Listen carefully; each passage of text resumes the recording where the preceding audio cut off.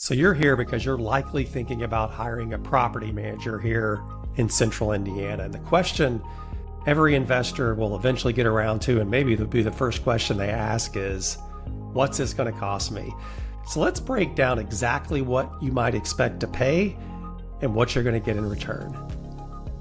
Let's start with the basics. Most property management companies out there are going to charge a monthly management fee, which typically here in Indianapolis, Central Indiana area can range anywhere between 8% and 12% of the rents collected. The management company, in return for this fee, they're going to do the basic things you would think a management company may do. They're going to collect rent for you. They're going to produce owner statements each month for you, which will give you an accounting of all the income you collected in a given month. Those are the basic things that management companies do to earn a management fee. And again, this money comes from rents collected by the management company. So for example, if your monthly rent is $1,000 and the management fee for that property is 10%, then that management company is going to retain $100 for that management fee.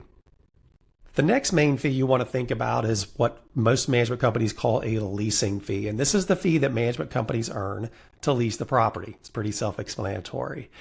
The cost for this service, though, ranges greatly. Some management companies here in Central Indiana may charge as low as 1/2 month's rent for the fee, while other companies may charge a full month's rent for the fee. So this is a fee you want to get really clear on exactly what you're going to get in return, because management companies approach leasing differently. So it's important to understand how they're going to advertise your property, for example. Most companies are going to batch your property out to the multiple websites out there where different residents may go and look for properties, such as Zillow Premium. There's a whole lot of them out there.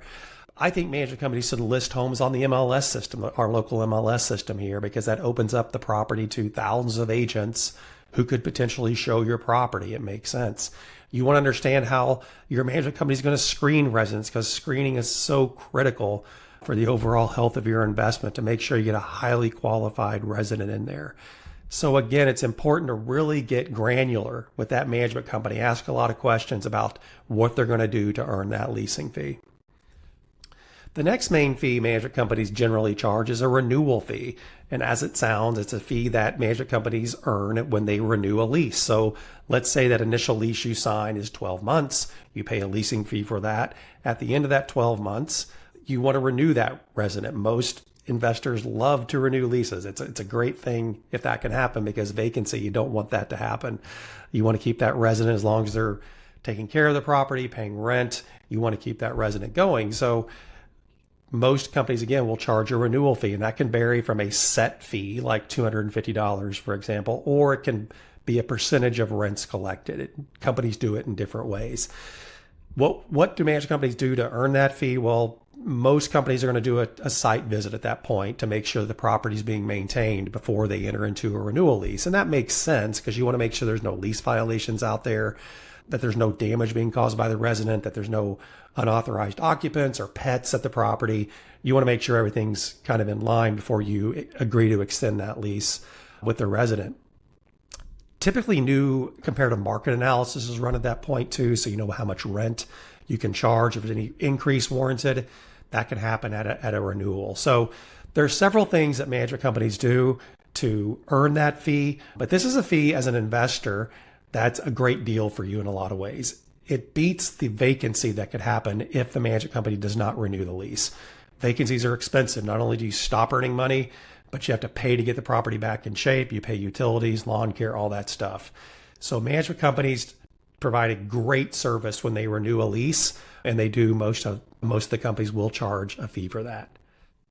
So there's other fees as well that some management companies charge, such as a setup fee. So you may pay a fee to the management company to just set your property up. If it's occupied, set the resident up in their system. That's called, again, a setup fee, onboarding fee. Pretty common in our industry. A lot of companies charge it. Some companies charge a vacancy fee. So go back to the management fee. That's the money, the fee they earn for the rents collected. Some companies charge no matter if it's occupied or not, because there is work involved on a vacant property. There's oversight that's required, things like that. So some companies do charge a vacancy fee.